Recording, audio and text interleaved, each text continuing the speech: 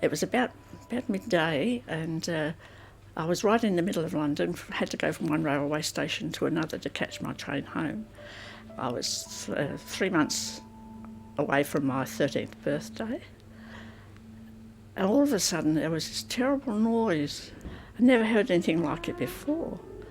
And it was the air raid siren. They were saying that it was the beginning of World War II. It was just starting to happen.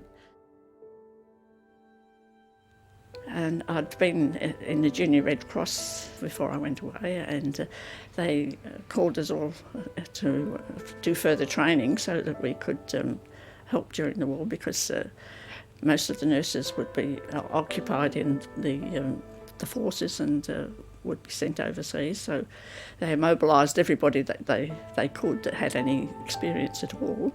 They asked volunteers to be air raid wardens, so Dad volunteered, and I was a messenger. Because we were sort of a country area, there was quite a lot of, it was very outspread.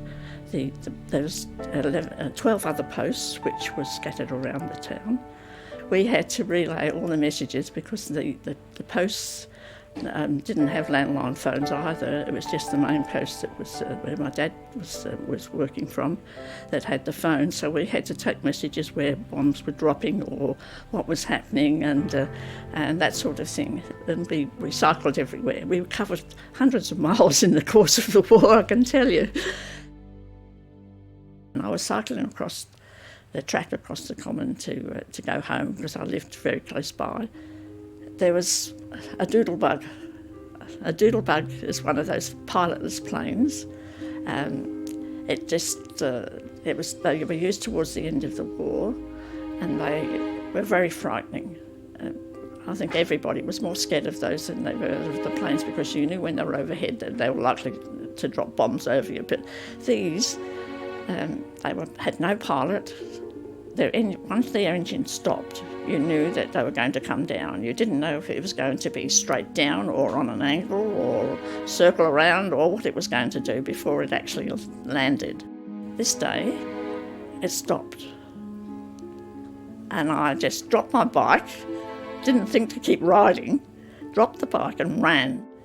When it dropped, it landed and exploded. And the blast caught me on the side of my face. And I had this red face for days afterwards. When Dunkirk happened, they brought all the wounded back. They had trains to meet them at the ports. This morning when I reported, there was a home guard standing outside the coach, and I thought that was unusual. I'd never seen that before.